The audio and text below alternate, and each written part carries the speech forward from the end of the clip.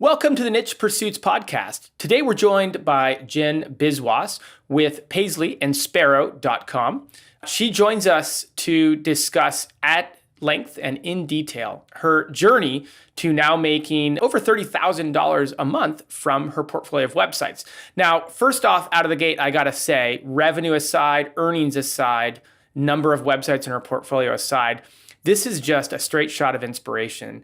Jen has gone down a path of growing these sites while working the odd hour or two in the morning, the odd hour or two at night, and in between naps, as she had 3 kids in a short time period, a husband working more than full-time hours. And her story is built on the back of doing this very much on the side. If you're a side hustler, if you're still looking at how to figure out how to get your earnings up while managing a day job or other responsibilities, she's just such a great inspiration. But we don't just spend all the time talking inspiration. We get into the tactics and the specifics of how she grew these websites. She started with her first website that she'd had for a while, but had never focused on SEO. We've heard this story before on the podcast, and she walks us through how she went from being a website focused on Pinterest and influencer marketing and into SEO. She's grown that site to now be her mainstay in terms of the revenue and the traffic. And then she talks about how she split off and started putting her time towards starting new sites.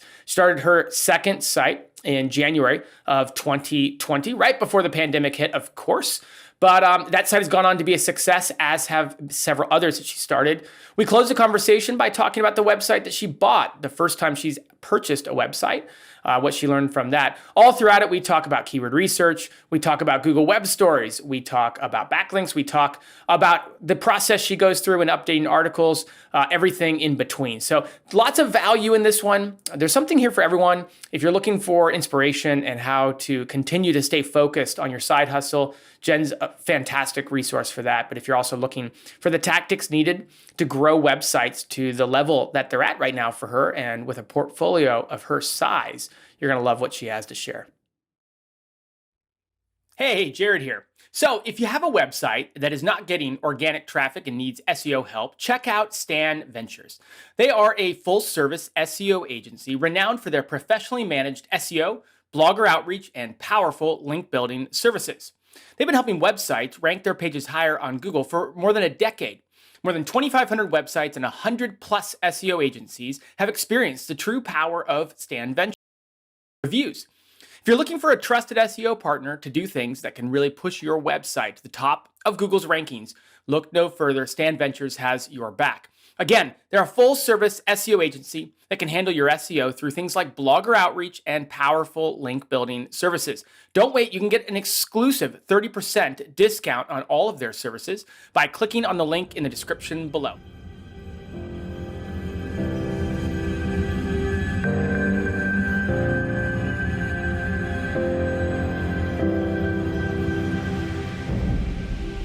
Welcome back to the Niche Pursuits podcast. My name is Jared Bauman. Today we are joined by Jen Biswas. Jen, welcome.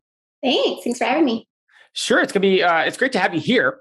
We were talking before we started recording that I think you said the most common question you get is, I don't know how you do it all. I will echo that question. I'm really excited to dive into today because you've accomplished so much with seemingly so little time. I think it's going to be such a good inspiration for people.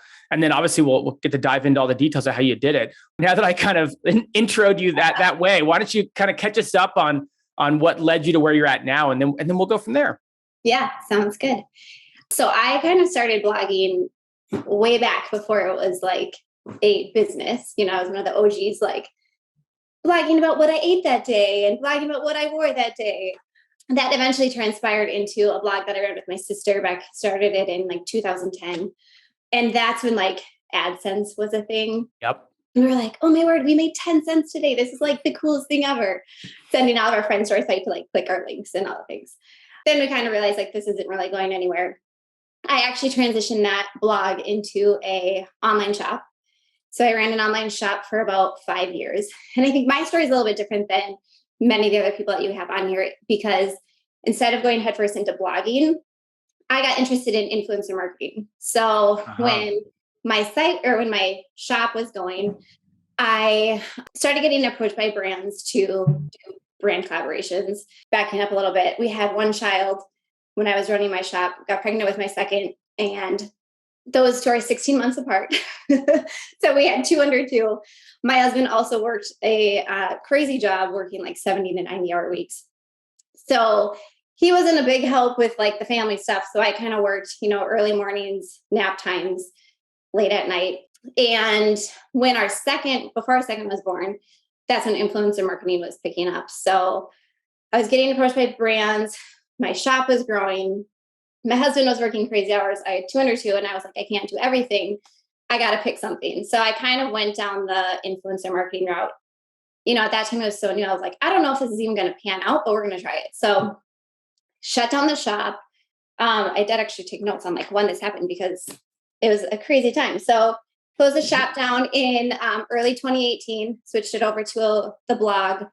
I still wasn't like highly focused on the blog, but I did get, traffic through Pinterest. That was big. And then, did a lot of influencer marketing through Instagram. I had a friend tell me about Mediavine and AdThrive and how you can actually make money with advertising. So then I was like, okay, I'm getting on Mediavine by the end of the year. So I really actually did a lot of work through Pinterest, and I dabbled a little bit with SEO, but not a lot. Got on Mediavine the end of 2018 with my main site. Again, like a little bit of SEO, but not a ton. Really relied on social media and Pinterest to drive my traffic. Early in 2020, I decided to do an SEO audit. I really had no idea what they were going to do, but went through that, and it was a great learning experience for me on, changes I should make. They had a ton of recommendations. So went through all that. The end of 2020, I actually took a couple courses on SEO. Something that I really realized is you can learn a lot about all these different things and you can apply them all, but what one person says doesn't always work for your site. So I try to get a good knowledge of a bunch of different people's ideas and implement what I thought would work and try different things to see what would work best with my site. So I did that and started implementing, really heavy SEO stuff in 2021. That kind of like catapulted my main site into what it is today. I also, when I got on a Mediavine and understood, advertising and affiliate marketing, I decided maybe I should try to replicate this with other sites. So I convinced my dad and my sister to join me on a travel site. So we actually started a travel site early in 2020. Ah, yes. A travel site starting January 2020, March 2020, nothing's happening in the travel world. So that was maybe not the smartest idea, but we got our site ramped up and actually got never a better definition of hindsight is 2020, right? Yeah, exactly. But we actually were like, well, our site was ramping up. Nothing happens the first year of a website anyway, so it wasn't. Yeah. It was fine. We got that one on Mediavine in, when was that? I think it was February. No, it was a year and a half. So 2021, I think it was like June, July of 2021. So it took a year and a half. But that one was actually fairly quick to get on Mediavine, especially being in travel during that time. And then, sorry, is this like way too much information? I think everyone's going to like it. Trust me. We're going to keep going. So then I also decided the end of 2020. So my husband worked insane hours, like absolutely insane hours. We were taking a staycation locally. We're in Minneapolis where we live.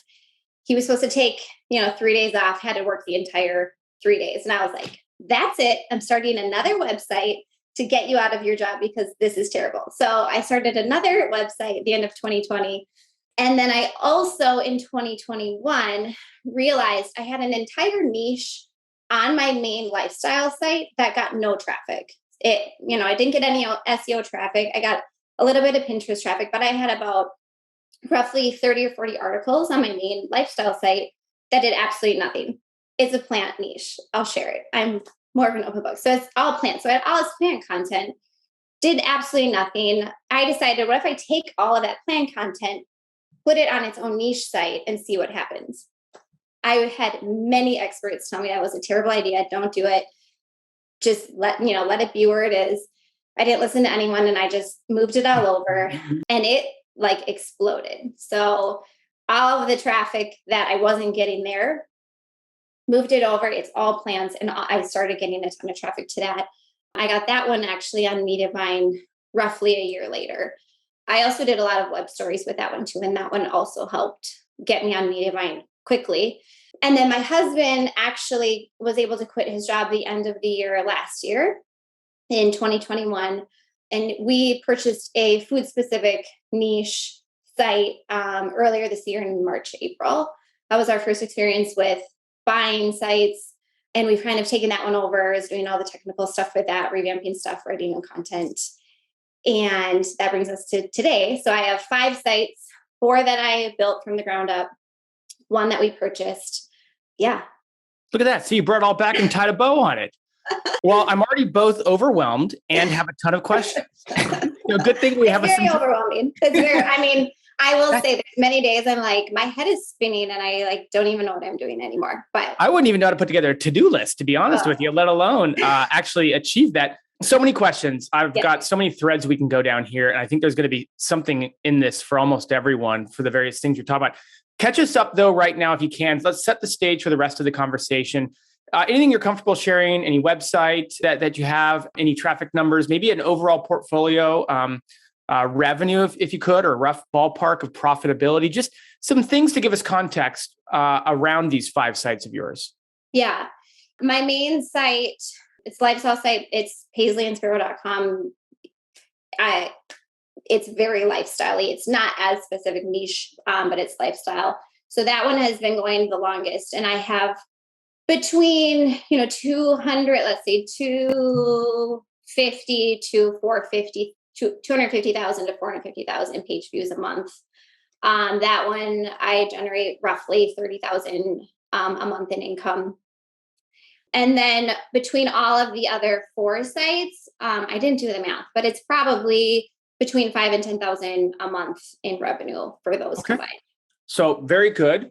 Very good. You said your husband has left his full-time job and joined the forces? He did. Yeah. Congratulations. Yeah. So now there's 2 of you to tackle this and I guess you said your dad and your sister as well. Yep.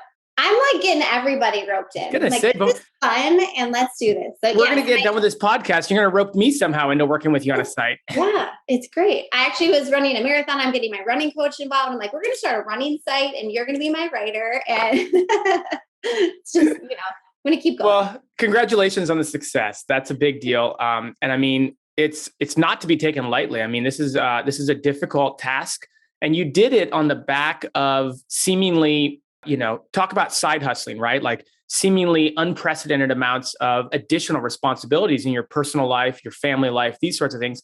Mm-hmm. We can just kick off by tackling this topic from a high level, because a lot of people who are listening are trying to start their first project or trying to do a side hustle, basically, amidst circumstances like yours, parenting and full-time jobs and having a hard time finding time and balance. How did you end up pulling it off? Which I know is a very broad question, but how did you go about really prioritizing where to put your time and accomplishing this? Yeah. I will say it's always the not glamorous answer of I get up at 5 a.m. Pre all this, I'd get up at 5 a.m. to get 2 hours of work in before the kids are up. I would work nap times. I would work late at night. It's a lot of hard work and you don't see a lot of results in the beginning, which I think is really frustrating for people of like, you work. In this industry, it takes 1, 2, 3 years before you can actually see anything. I am that personality where I'm like, I'm going to do it. I've seen people do it. I've heard the results. I can do this. And then just understanding of what is worth putting my mind or my time and my effort into. I think a lot of people, they chase the shiny penny and, oh, TikTok's fantastic right now, so I'm going to be on TikTok. Oh, I'm going to do that, And when I actually was getting serious about my blog, I had to pull away from social media and that type of, and I wasn't making money through those things. So it's kind of like, I'm going to take less money from social media and I'm going to really focus in on SEO and I'm going to create content and I'm going to, have a very technically sound website, because I believe that that's the long game. It's great to have a brand deal and make quick, easy money through a brand deal on Instagram. But in the long run, I want my site to be sustainable. I want my site to make, good money for the long haul. So then in the end, it's less work for me because I've set this up for success.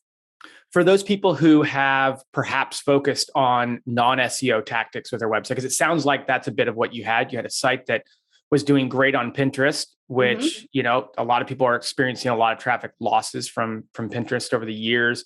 You had a site that was kind of influencer marketing, which is really kind of exciting. But like you talked about, you're kind of always chasing that next deal. What, how did you get out of not focusing on SEO and into focusing on SEO? Because it's not like it's not like SEO is just easy to pick up overnight. Yeah. So you're asking like what I did to like get into SEO? Yeah. Like, because clearly you had a fairly quick success trajectory. You were working with a site that already had some history going for it, but it sounds like, if I'm reading between the lines, it hadn't been done properly for SEO. So you kind of had this site that was sitting there and had a lot of influence, but had no SEO going for it, if at all. So how did you go about transitioning that site to being focused on SEO when you didn't really maybe know much about it? Yeah. My biggest thing was taking some courses. And I actually worked with a person locally here who, gave me lots of guidelines and advice. So then that way, like moving forward, I knew keyword research. I knew how to set up a site or set up an article correctly. I knew all the how-tos for moving forward. And then I also took that information and went backwards and went through probably at least half of my posts to revamp them to make them actually SEO friendly to get some traffic that way. Did you find that most of the growth on your main site was result of updating your old posts, or a result of focusing on new content and writing new content that was optimized? So initially, I would say it was the new content, because previous to that, I was just writing about whatever I wanted to. I was writing about nothing that was keyword research based. So I wasn't really getting a lot of traffic that way until I understood keyword research and understood, Ahrefs and all of that. There was a handful of posts that I did go back and revamp, but from that point on, from when I first understood SEO, it was more so the new posts that I had created moving forward. However, now I would say I'll go back now and I update at least 2 posts a week from my main site to update them for better SEO and that. So I had already picked the right keyword, and now I'm going back and just fixing them and making them better. But in the beginning, it was more so the new posts moving forward. Yeah, that makes sense. Yeah. How do you go about your keyword research? Maybe back then, maybe how it is now. Yeah, it's kind of ever changing. I use Ahrefs. That's kind of my big thing. I used to have this very technical thing and I, would pull different competitors' sites, figure out what keywords they're ranking for, what I can actually rank for. Now it's a mix of that, and also just I will go through like tons of ideas that I have. I'll create a giant list of ideas I have, put them through into Ahrefs, and I'll look at a different specifics such as their DR. I won't go after a keyword that has everyone's ranking like 50 or their DR is 50 plus, or, Right. None of mine are over 50. So I'll try to make it where the DR, this might get a little technical, but so I'll look at the keyword and say, if there's a site that has a DR that's mine or lower and is getting over 50 hits a month, that's a keyword that I would go for. Does that make sense? Makes total sense. Yeah. If it's something that's like everyone's, high DRs, then I don't even rank for it, or I don't even try. If it's something that I'm interested in, then I'll go through and like look at related phrases to see if there's something that's related to that I can rank for. Yeah. Yeah. So basically, go through competitors, find keywords they're ranking for, and then weed out results that are too competitive, and using domain rating as a great example of what's competitive, because if someone's got a much higher DR than you, then, it'll be harder to beat them out just on pure SEO metrics alone, right? Yep, exactly. That's great. That's great. Let me ask you now, so you are going back and updating content, and we'll get into some of the other stuff about this site that I think is really fascinating. But before we kind of move on from that, you mentioned you're going back and updating old content. I'm curious what your criteria is. Like, how do you determine which maybe 2 posts a week, I think you said, that you go back and update? And what do you do when you update these? Yeah, so I always pick posts that are on page like 2 or 3 of Google. Anything lower, it's not a huge, not really going to do much. Or if I know that a post is ranking on page 1, that is nowhere to be found anymore. And then we'll go through, actually have a team of gals who help me. So we'll go through, we'll add FAQs. I do on my main site, I'll do a lot of like shopping posts. So I'll make it more user friendly. So I'll, have all the shopping links at the top, add that at the top, and then more information in the bottom. Just beefing up content. But a lot of it is, adding in more FAQs and just really making the content a little bit more user friendly and more detailed. Perfect. Yeah. Let's talk about the main site there. You had mentioned it at the outset, paisleyandSparrow.com. Maybe break down the monetization channels for us so we understand if you're kind of more affiliate or more ad revenue. You talked about Mediavine, so certainly that ad revenue is going to have a play there. How do you monetize that site specifically? Yep. So it's ad revenue, affiliate, and then brand work. And I would say affiliate and ad revenue are actually pretty equal. They probably make up about 80%, and then the rest is brand work. Okay. Yeah. So you do, when you say affiliate, is it all Amazon or is it other private affiliate? It's Amazon. It's a lot of Amazon. I do a lot of Amazon. And then I work with Reward Style and Share a Sale, a couple other specific ones. And then I also, something that's really helped me is working specifically with brands. So I have a few direct partnerships with brands, and creating content around that brand specifically has really helped.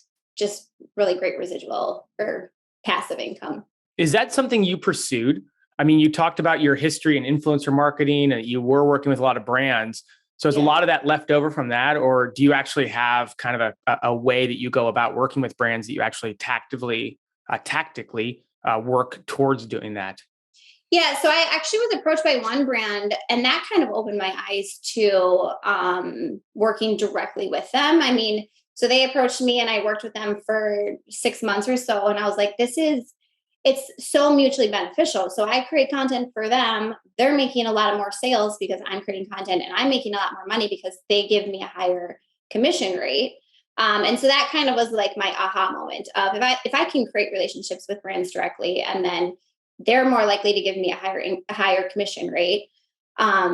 It's a win-win for everybody. So I've been able to do that with a handful more brands. It is harder, I will say, especially if brands are on the smaller size. But it's been really, really great for me. And now that I have a track record, I can say, I've made X amount of money with this brand in this time period. And, I have proven that I can do that, and, give me a chance. So I'm just thinking about the person who might be wondering about going down that road and trying to pursue that. I mean, do you have any tips for people who might be thinking about pursuing it, maybe when to pursue it and when not to pursue it, right? Like when it's just not a good use of your time, but then once people have the right amount of traffic or the right set of criteria, maybe some tips on how to go about doing that. Yeah.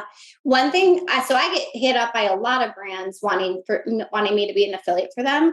And one thing I always do is I check the traffic. So I'll go to Ahrefs, I'll put the brand into Ahrefs, and I'll see, is anyone even searching this brand? Is anyone even searching this type of product? If that's the case, so the initial one that came to me, I Googled them or I put them into Ahrefs and realized nobody had review posts on them or content about them, but everyone was searching for them. And so for me, it was like an easy yes. I put up a review post, and that's kind of what catapulted our relationship. And there was a lot of more content I could create about that one brand instead of just the one review post. So that was another thing of the one and done. It's great because you can make money from that one post, but if you can create a ton of content related to one brand or one specific product, then that is a way to just continue the revenue going up. Mm-hmm, mm-hmm. All right, I have to ask you something specific about your website. I think is interesting. I was looking at it last night as I was kind of getting ready for today, and you have a couple things in your menu that are, I'll just say, very monetizable, very affiliate focused. I just wanted to ask you about them. You have a start here, and in that you really go through, it looks like your top posts, or at least the articles you really want people going to. I noticed you had a link that literally says Amazon at the top. And this link goes to your category, goes to a bunch of different, it goes to the category page you have about Amazon. And then, in your About Me drop down, you have things like Where I Shop, which is loaded full of, good, relevant affiliate links. You have Shop My Instagram. So I don't see that often. You're doing these things. They seem super intentful on your behalf. Talk about that a little bit. Like, that's not there by accident, is it? No, it's definitely not. Yeah. So one thing that I realized especially with like Amazon or these affiliates, is if you can create content that is very user friendly and that people are searching for specifically, then your likelihood of getting a sale is so much higher. And then if they come to your site and they came for a one shopping thing, they realize, oh, I love Amazon, I'm going to check out all of her Amazon stuff. It's just another way to get people to stay on your site, shop more. I would say like affiliate I had started really focusing on my ad revenue when I wanted to get on Mediavine. Once I was on Mediavine, then I was like, there's more to this. I don't want all of my eggs in the Mediavine basket, because you just never know. And so I decided to, really focus in on affiliate.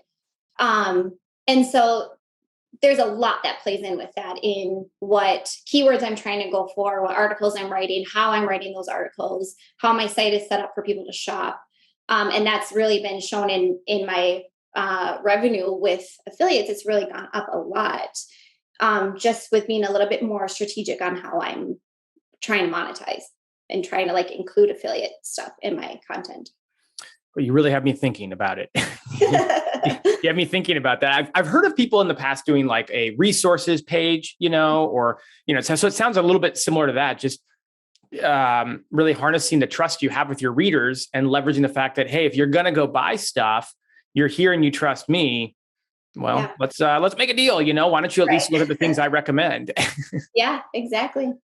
Okay. So let's take a step back if we can. Your website trajectory was quick in terms of the growth that it got. It sounds like about 2020 was when, maybe 2019, you really started focusing this main site of yours on SEO. Maybe go through the growth of that and what you did along the way to catapult it. I'm guessing to get it to where it's at, for example, you weren't writing all the content yourself. At some point, you probably got some help. I'm just curious, like, what was the growth process like and how did you navigate that?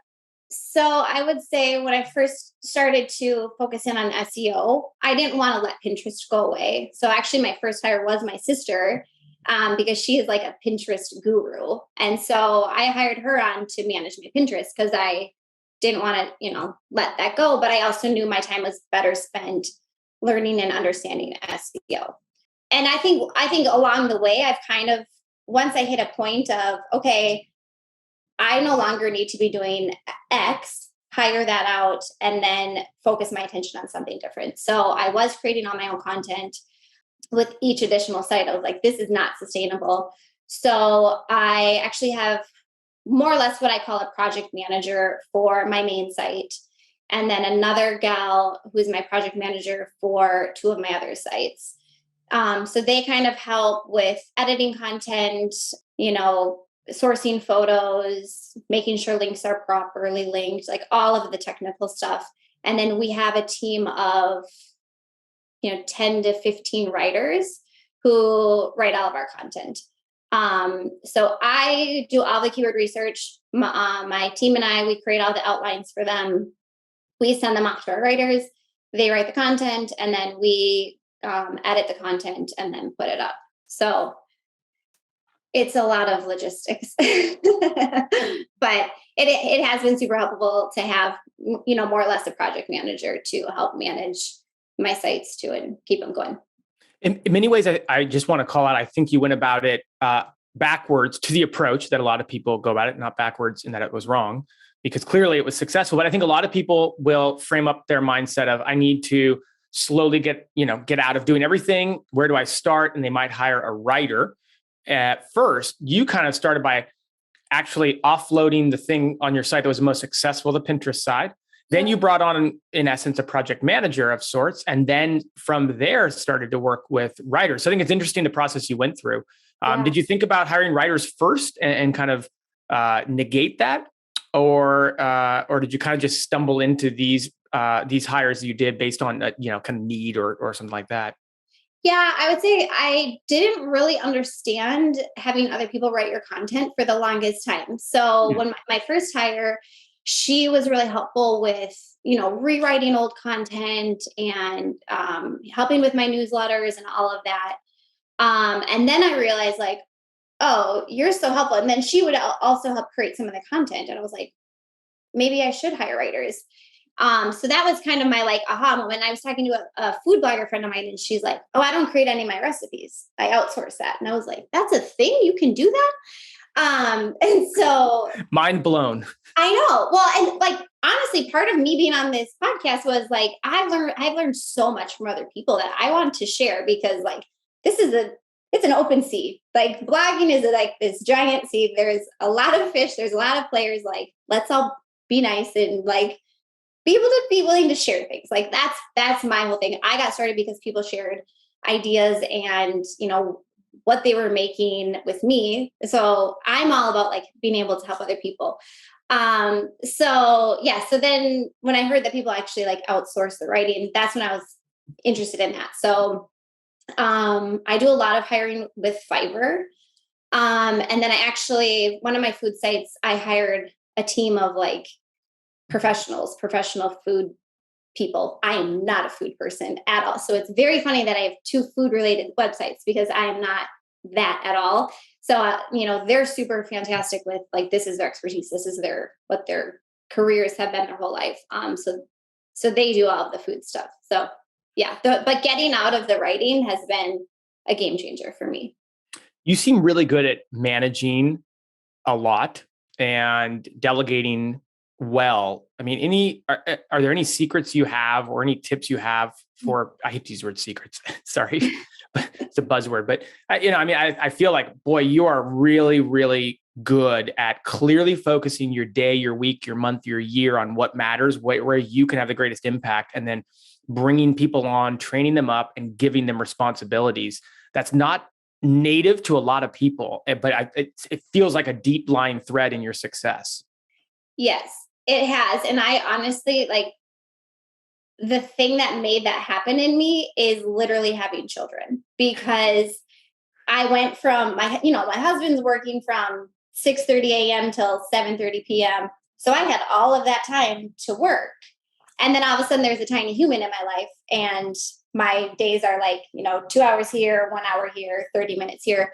And so I really had to get focused in on what I need to do every day and what's actually going to change the trajectory of my business. And I think that part of it is getting actually real about what is making a difference, what is actually going to change the trajectory. For me, part of that for me was pulling out of Instagram. So as I saw my friends like, 100K, they're growing and growing and growing. Of course I want that. Mm-hmm. But I also know my time is better spent growing my website, working on my SEO, writing, creating content, building all that. So then in the long run, I'm set up for success. So. Yeah. So you heard it here first. If you want to explosively grow your website, have a kid. Have a baby. And then have another one right away. And then another one. And then another one. And have a partner that works more than full time. Right. Yeah. I know that probably wasn't very helpful. But I think the biggest thing is just really taking a deep dive into what is actually changing your business. What is making you the money? Where is your time best worth spend, and spend the time there, even if something else looks better or seems better. A lot of people ask me about Instagram and how to grow there and how all that, and it's just, for me, it's just not worth my time. And I tell a lot of people, like, what's your goal? If your goal is to have a website that's sustainable and making you good money, like, spend the time there. If your goal is to be famous on Instagram, spend your time there. It's, look at what your long-term goal is and then spend the time there. No, I think I know we're joking about, have a kid and whatnot, but yeah. I think the overall point is really good. And you're just a tactile example, a really tangible example of what happens when you you don't need a ton of time if you are incredibly focused and diligent and goal oriented about what you do with that time. Yeah. And it's just really good to hear, because we can all, there's nothing wrong with wasting, having free time and that sort of thing. That's not really a conversation that we're trying to have. It's about being really focused and really detailed in how you use the time you have, whatever that looks like in your side hustle or in your business online. So it's just a great example. Yeah. I want to ask you a couple of questions, but maybe I'll dovetail into it by asking, like, what do you think is the number one reason that, your website, obviously you have a number of websites, but maybe let's just talk about Paisley and Sparrow. What's the number one thing that makes it successful? What has been maybe the one thing that you think has been done really well that has caused it to grow so well? Consistency is probably the biggest thing. I am constantly putting out new articles. I'm constantly rewriting old articles. I have a weekly newsletter that I send out. We've never stopped doing the whole Pinterest game. And I've diversified. I think diversifying my income has been super helpful in that, you're going to have low months in affiliate, you're going to have low months in ad. But in the long run, it's all going up, and it's less stressful when you have different revenue streams for the off months, for whichever one's not having a great month. Let's talk about that a little bit.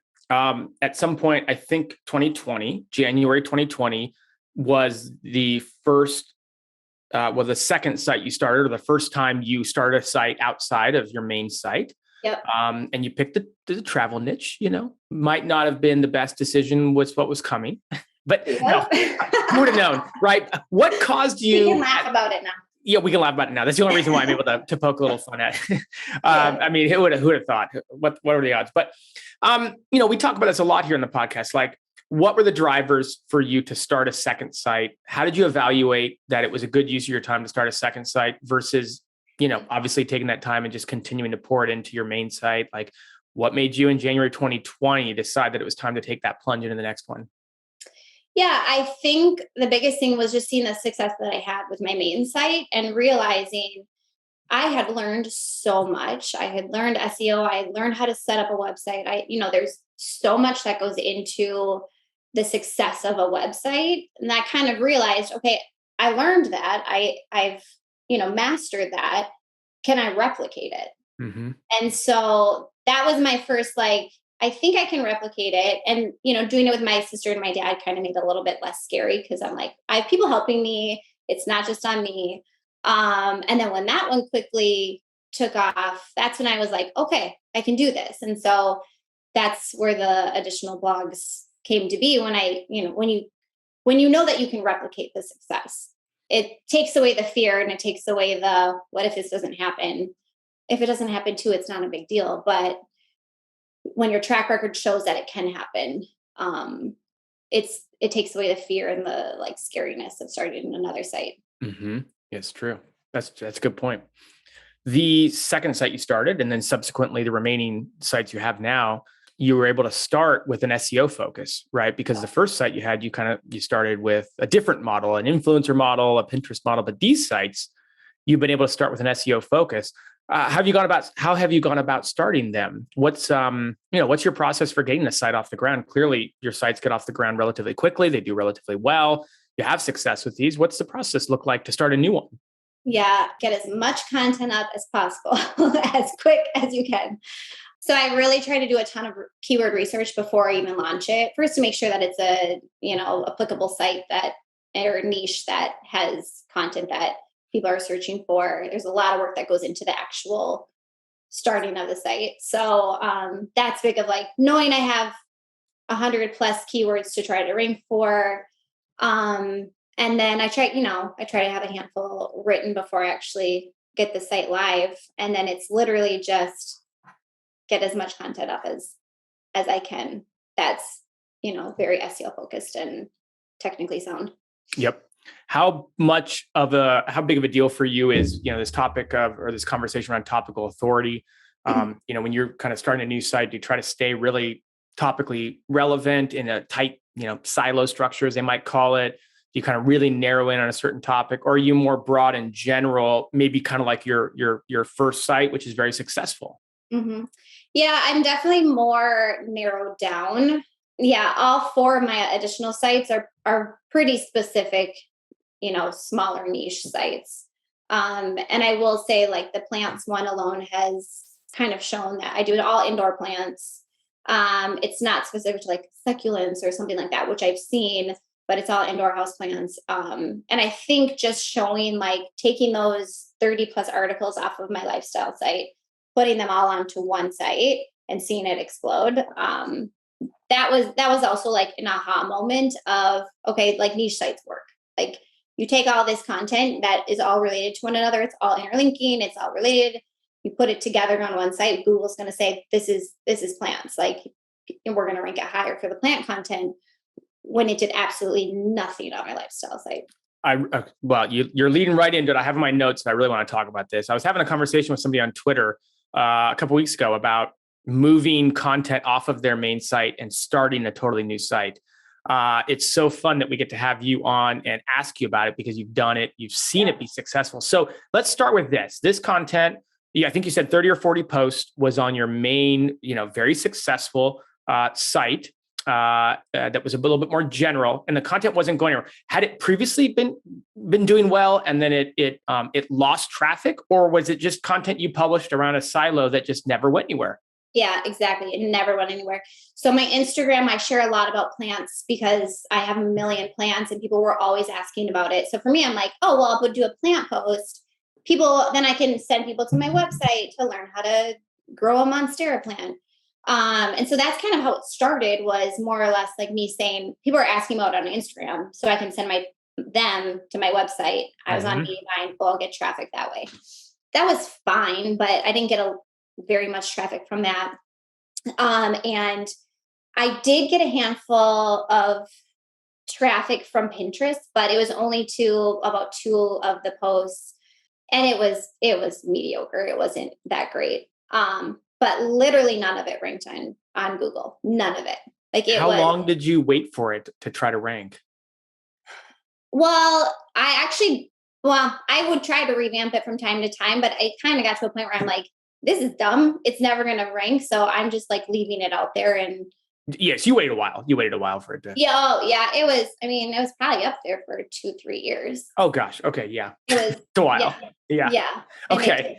So where did you get this idea, and how did you pull it off? Did you pull it down and leave it down for a while before putting it up on the new site? Did you set up 301 redirects to the new site? Like, walk us through the actual process. Yep. So really it kind of started with starting the travel site and we're seeing the success with that. And then just being like, I have all this content. And I finally looked back and I was like, I have, 30 some articles on this site that's doing absolutely nothing. So I'm an activator. So if I'm like, I'm going to do this and I'm going to do it today. So I literally sat down one day. I'm like, okay. Really? You had me fooled. Yeah, I'm kidding. It makes total sense. Today's agenda is starting a brand new site and getting all the site over. You're the type of person I would meet for coffee at 10 a.m. You're like, well, I woke up a little bit early today, started a whole new site. Basically. That's me. That is me. So great. So great. So I, started the thing. And one thing I did realize is some of the posts I needed to beef up a little bit. So I did, as I put them over there, I just made sure that they were, exactly how I wanted them, SEO wise and FAQs and all that. So some of them I did revamp a little. I would say half of them were literally like copy, paste, put into the new site. Set up 301 redirects. I, deleted them from my lifestyle site, set up a redirect over there. And then honestly, so I moved them all over. It did take like 2 weeks to get them all transferred over. And then life got crazy and I just let them sit for probably a month or two before I actually started getting more content going. And I could probably look back and see it did start to pick up like very quickly, which I was actually shocked about because they didn't do anything on my lifestyle site, like absolutely nothing. And, let's see. So I started this site in January of 2021. And by the end of the year, I was getting close to 3,000 hits from Google from probably 40 articles. So 3,000 per day, per month, per. Oh, sorry, per month. Mm-hmm. Looking at these stats and then it got crazy and quadrupled to 16,000 in January. Got it. So a year later, you were getting 16,000 page views a month. Yep. That's just from Google. Yeah. So then I did some other, was still getting a little bit of Pinterest traffic from that one, not a ton. And then I also did web stories. I found that web stories for niche sites actually work very well. And so I started doing web stories for my plant site, which helped get me on Mediavine extra quick. Let's talk about that. We had Carrie Forrest on, probably. Oh boy, I always undershoot how long ago it was. I feel like every podcast interview I've done was like 3 months ago, but that's not the case. But it was, we'll say 3 to 6 months to give me a broad range. And she talked a lot about the success web stories had for her food blog, which I was really taken aback by because we haven't talked about web stories. We talked about a little bit there. Talk about your success with web stories. It sounds like it was specific to one site of yours, or is it across your portfolio? You're kind of implementing that strategy. Yeah, so I'm using it with 4 of the sites, and it varies with the success. I'm actually, I work directly with Google in a cohort of other creators creating web stories. We started this about a year ago when web stories were kicking off. They wanted to get more data. It's kind of what I understand. I think they want to get more data, so they have all these creators that are creating web stories, which was great because then we got direct feedback on what was working, where to put links, all the things. So I initially saw a ton of success in the beginning. I think part of it, people weren't doing web stories. So those that were doing web stories, we had success great in the beginning because there just wasn't the competition. Now I would say, so I do a lot with Google Trends, and I'll look at what's trending and create stories based on what's trending. And then you'll see stories go viral because it's now trending. And the nice thing about that too is, so like I've created content for the travel site that I do with my dad and sister. And we just actually had one a couple weeks ago that went viral, and we're like, what is happening? Why is this post getting like all this site? And we realized there was a new television show related to this web story that came out. So everyone was searching about this topic. We had a web story on it, so it went crazy. So the nice thing about that is like, they can pop up months later. But I do try to, create new web stories based on what's trending in Google if I can figure it out. And I do think that niche sites have better success. I think, it's a very specific content. It's just worked really well for me. So it sounds like you are creating maybe specific topics for web stories rather than maybe one approach would be, I write the blog post that is keyword researched and keyword optimized, and then I make a web story out of it. Would you say that the topics that do well on web stories are maybe unrelated to the topics that end up ranking well for organic search out of Google? Yeah. So when I first started, I was only making web stories on high ranking keywords. So I looked at all my top posts. That'd probably be what I would do. Yep. I was creating all the web stories and they were doing literally nothing. So for like 3 months, I'm like, all my friends are like, oh, I got this. Oh, I got this. I'm like, I make web stories every day and none of them have done anything. And then I just kind of started like willy-nilly putting things out there. And you're right. It's like this random, I had one that was like how to wake up early. And that one like got hundreds of thousands of hits. I'm like, it doesn't even rank in Google. Like, I don't understand. So you're right. I think it's kind of like Pinterest where you throw the darts and you see what sticks. And hopefully, there's an article about some of the topic that you did and that web story will go up. Or if you can find a trending keyword on Google Trends that's coming up, then, you do your keyword or you do your web story based on what's hopefully going to be trending and hope for the best. I mean, I think we all know the website game is you throw darts. Yeah. You hope something sticks. Even when you think you have it mastered, you're still throwing just more educated darts. Exactly. Yeah. You're aiming at one wall instead of all 4 walls. Right. Exactly. I mean, I think like my whole thing of creating all these sites is after I did one, I was like, okay, I think I got it. Start another one. There's things that worked great. There's other things that worked terrible. You're like, well, I think I got it when I'm going to start another one. And again, it's like, you're just constantly like changing, learning more. What works for this site doesn't work for this site. And you keep going. Keep going. That's a great way to put it. Speaking of going, we are running out of time. I'm going to keep going, but I want to respect your time. So I want to get to this buying a website before we leave, because we've talked all about the sites you've started outside of your main one. But you bought a website. What was that? Was that this year in 2022? You bought a website. Okay. Yeah. So what prompted you to go after buying a website rather than starting another one, especially when you have a track record of success with starting sites? Yeah. So when my husband quit his job, he was looking to buy a business and do that. He's very business oriented. He's my numbers guy. Like, He didn't want to take over the plant site.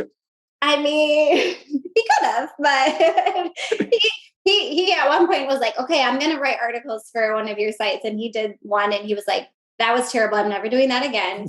My time is better used somewhere else. I'm like, exactly. So he was looking into purchasing a site, or not a site, purchasing a business. And he ultimately came across purchasing websites. And he was like, well, here's the deal. You know how to run a website, you know, SEO, you know, the technical side, you know how to, know if it's a good niche, all the things. He's really good with like the due diligence on, the financial part of it. And so we make a good team, right? Yeah. Yeah. And so, and he kind of was like, listen, we purchased the site. It's, a 3-year return until we get our money back on the site. With your skill set, we could probably shorten that after you do what you need to do to, get more traffic and all the things. And so let's try it. And our first one we bought, it was a smaller site. So I think it was like a $45,000 investment. But it was such a good learning experience for us to purchase a site, understanding that whole process, because it's a wild process of purchasing sites. And all of a sudden you're the owner of this website and you're like, why is it set up like this? Why did they do this?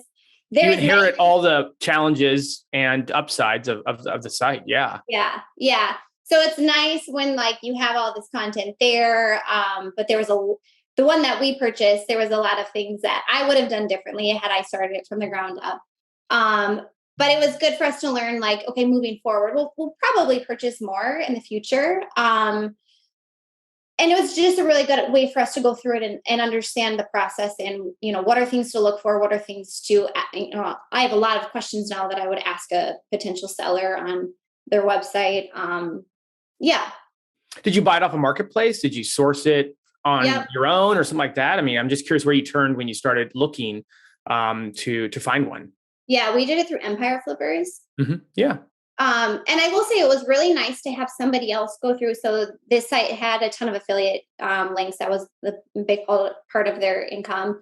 So they managed all the transferring of the links and all that. So that was, really nice. I thought I was going to have to go through all of the links and change them, but they took care of that. So it was nice having like an actual person to go through and manage all of that.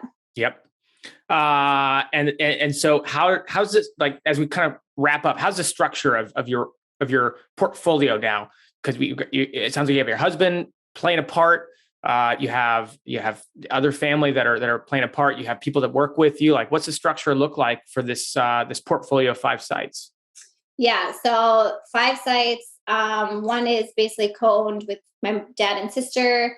Husband helps do random things in mainly the one that we purchased. I have 2 assistants who work part-time. And then we have 10 to 15 contract writers. Okay. What are the plans going forward? Like, what is 2023 and beyond? What do you guys focus on? Am I going to talk to you in a year and you're going to have 35 sites, or are you going to start to sell some off? Or what are the plans for you? Yeah. We likely will start new sites. I'm always having ideas of random things, and it's fun too. Now my husband came in one day and he's like, I think we should start one about lawnmowers. I'm like, what? He's like, I was researching new lawnmowers and I think there's a need for a lawnmower niche. So we probably won't start a lawnmower niche website, but you never know. You could have it started by 10 a.m. You're right. You're right. We probably will start more sites. I think it's really fun, and it's again, I've learned so much, and so I just would love to keep replicating what I've learned, and especially like understanding, like having a project manager who helps manage everything, having the writers who know what they're doing, and getting them set up. I think we've kind of created a system in order to replicate the success that we've had. So yeah, we'll probably be making more, probably selling off one or two in 2 to 3 years time. And who knows? I mean, Hard to say where it'll go. it's hard to say, but for sure keep a couple, for sure probably sell off a couple, and more than likely either purchase or create a few more in a couple of years. So I had this interview perfectly summed up just now, and I realized that I left off a major question. And so at the risk of totally diving back in, I have one more question for you. I know in YouTube, the comments will be there if I don't ask this. And thank goodness people can't comment the podcast, or else they'd be saying the same thing. You've grown this portfolio up, and we didn't ask about link building, one of the big components that sometimes goes into building sites and yet sometimes doesn't. Just touch on that as we wrap up, how you guys handle link building, if you handle it at all across your sites. Yeah. To be very frank, I don't do a lot of it. I used to do a lot when I first was getting introduced to SEO, and everyone says you have to do link building, you have to do Hero, you have to do all the things. So I tried in the beginning. But again, it's one of those things where's my time best worth spent? Is it worth going on Hero every day, 3 times a day, replying to comments or questions that won't ever get used? Or is it better spent creating quality content? And so for me, it's create quality content. So I backlinking, and I do a lot of interlinking with my own sites, but as far as link building elsewise, other parts. I had to ask, Yeah. It's important to know. People are always curious because there's, good content, links, these things play into the algorithm. But I think you have a great case study here for content being the driver. Yeah. Hey, I just want to reiterate it because we've gotten so into the weeds on so many of the things you do to grow your sites. Like, I want to make sure as we wrap up, we circle back on, to me, the most inspirational part of this entire thing is, again, how you were able to accomplish this with all the other things you had going on in your life. And it's just a great inspiration for all of us. I mean, we all sit down at 7:30 or 8 o'clock at night, whether because we got the kids to bed or because we just wrapped up our day job or for whatever reason. And we have to make that decision each and every night, if we're going to kind of focus on our projects or, turn on Netflix. It's tough. You're a great inspiration for everyone that it's possible to work nights, weekends, mornings, in between naps, etc., and still accomplish really great things on a fairly quick timeline. So just well done. Thank you for sharing your story. It's going to be an inspiration for a lot of people. Well, I hope it helps. And yeah, I think there's not a lot of stories of moms who have littles and a husband with crazy hours who has accomplished stuff. So I just want it to be a testament of you can do it. You can do it. It's a lot of work, and have patience, and you can do it. And coffee, it sounds like. Lots of coffee. Where can people follow along or get in touch with you if they wanted to? Yeah. Paisley and Sparrow is my Instagram. Feel free to DM me there. I don't unfortunately have like this wonderful business site or Twitter that you could, but Instagram's a great place.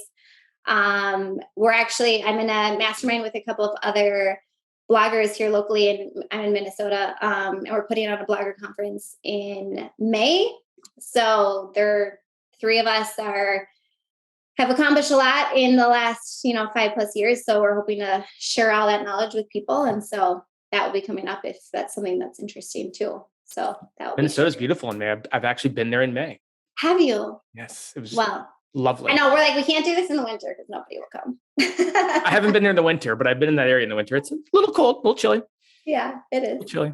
All right. Well, on that note, Jen, thanks so much for joining us on the podcast today. Really appreciate everything you had to share. Thank you for being so open and honest and inspiring. So much to take from today. Well, thanks for having me. It was fun to be here. All right. Until we talk next time. See ya. Thanks. Hey, Jared here. So, if you have a website that is not getting organic traffic and needs SEO help, check out Stan Ventures. They are a full service SEO agency renowned for their professionally managed SEO, blogger outreach, and powerful link building services. They've been helping websites rank their pages higher on Google for more than a decade. More than 2,500 websites and 100 plus SEO agencies have experienced the true power of Stan Ventures reviews. If you're looking for a trusted SEO partner to do things that can really push your website to the top of Google's rankings, look no further. Stan Ventures has your back. Again, they're a full service SEO agency that can handle your SEO through things like blogger outreach and powerful link building services. Don't wait, you can get an exclusive 30% discount on all of their services by clicking on the link in the description below.